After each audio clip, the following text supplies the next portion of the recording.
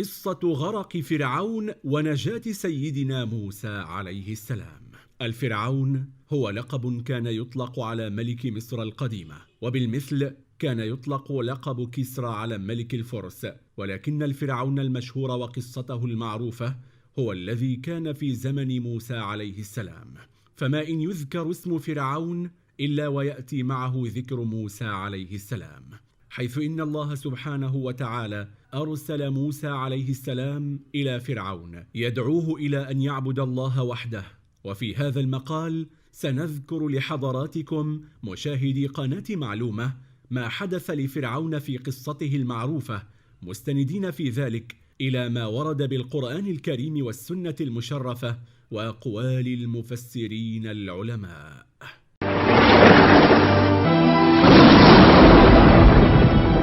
عداوة فرعون لبني إسرائيل. كان فرعون يملك مصر التي كان يعيش بها شعبان، أمة الأقباط، وهم الذين كان منهم فرعون وبيده الحكم وملك مصر، وأمة بني إسرائيل الذين كان منهم نبي الله موسى عليه السلام، حيث إنهم كانوا مهانين وعبارة عن عبيد لفرعون وقومه. وفي ذات ليلة رأى فرعون في منامه أن نارا أقبلت من جهة بيت المقدس تحرق بيوت الأقباط في مصر، ولم تلمس هذه النار بني إسرائيل. فلما استيقظ خاف مما رأى في منامه، فجمع السحرة والكهنة ليسألهم عن تفسير ما رأى، فقالوا له إن غلاما يولد من بني إسرائيل يكون على يديه هلاك ملك مصر ويأخذ هو الملك. فعندها قرر فرعون قتل كل مولود ذكر من بني إسرائيل، فاستمر فرعون بقتل أبناء بني إسرائيل، ونشر الجنود والقوابل ليحددوا من كانت حبلى في بني إسرائيل، حتى إذا وضعت جاءوا وقتلوا الغلام من أول يوم، وإن كانت بنتا تركوها ولم يلمسوها. وبعد فترة من هذا العمل الرهيب جاء الأقباط إلى فرعون يشكون قلة الرجال في بني إسرائيل، لأن الولدان يقتلون والكبار يموتون، فخافوا ألا يبقى رجال يقومون بالأعمال الصعبة والبدنية في بني إسرائيل، فأصدر فرعون قرارا بأن يقتل الأطفال في عام ويترك في عام آخر.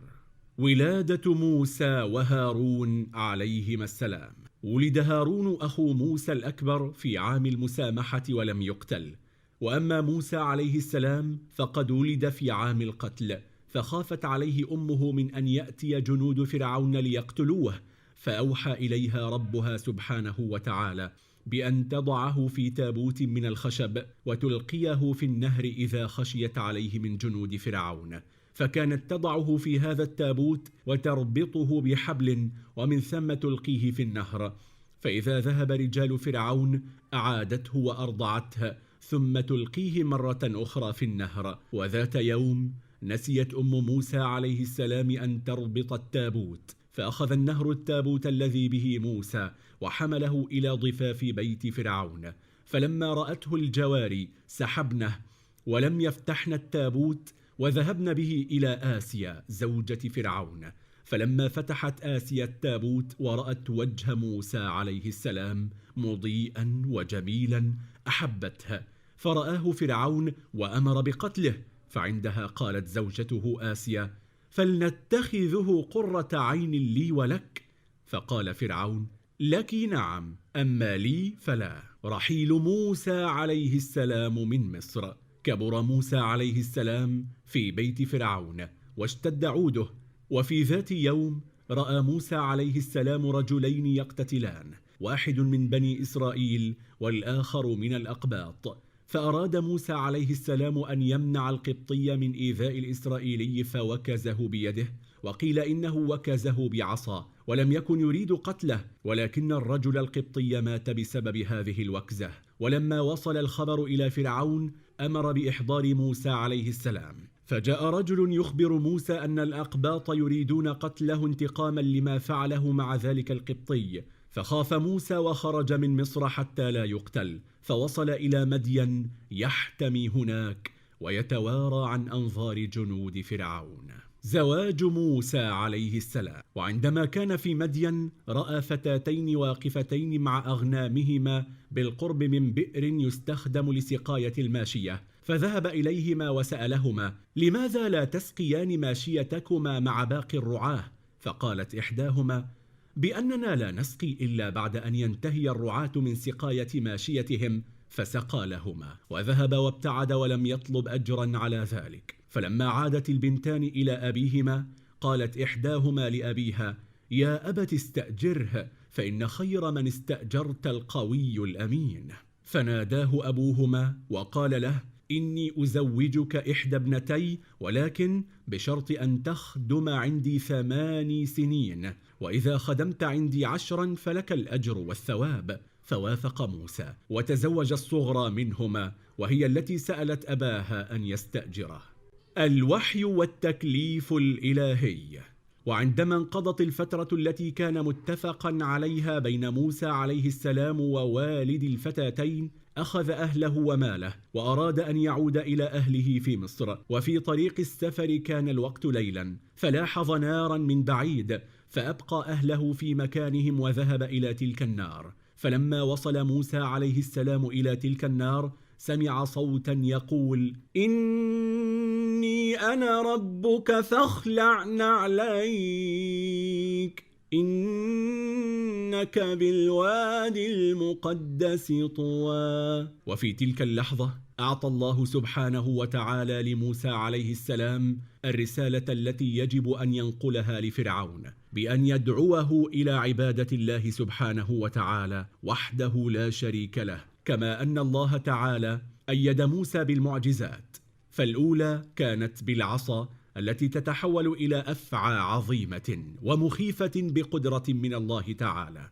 والمعجزة الثانية كانت بيده يضعها في جيبه وإذا بها تخرج بيضاء لا سوء بها. وهنا موسى عليه السلام طلب من الله 4 أمور: الأول أن يشرح الله له صدره، والثاني أن ييسر له أمره، والثالث أن يحلل له عقدة في لسانه، وأما الرابع أن يبعث معه أخاه هارون عليه السلام نبيا يعينه.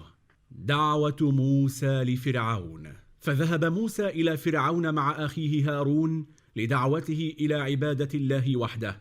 فلما دخل على فرعون أخبره موسى عليه السلام أنهما رسولا رب العالمين له لدعوته إلى عبادة الله الواحد الأحد الخالق الرزاق، وأمراه أن يترك بني إسرائيل يذهبوا معهما.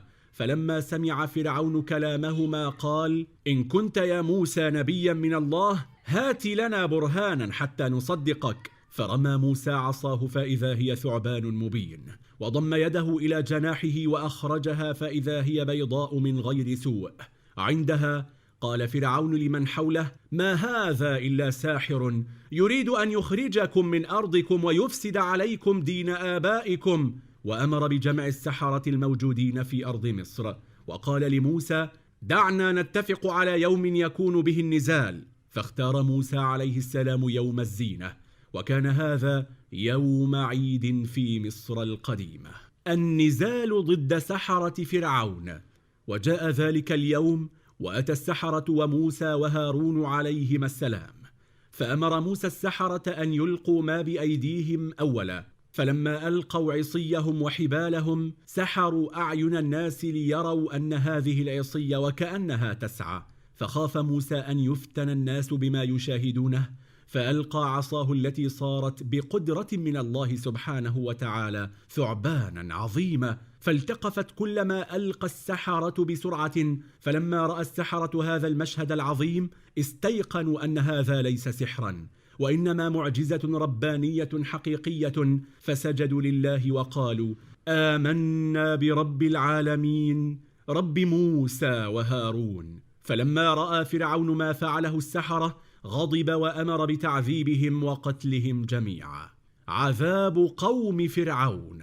وزاد عناد فرعون ولم يرض بإرسال بني إسرائيل مع موسى وهارون عليهما السلام، فأنزل الله عليه وعلى قومه أنواعا من العذاب، حيث إنه سبحانه وتعالى أرسل عليهم القمل والضفادع والدم. وفي كل مرة كان فرعون يقول لموسى عليه السلام: ادع لنا ربك أن يرفع عنا هذا العذاب وسأرسل بني إسرائيل معك. ولكنه كان يكذب ويخلف وعده في كل مرة، بل وكان يقتل الأطفال ويستحيي النساء ليردهم عن عبادة الله وحده. هلاك فرعون.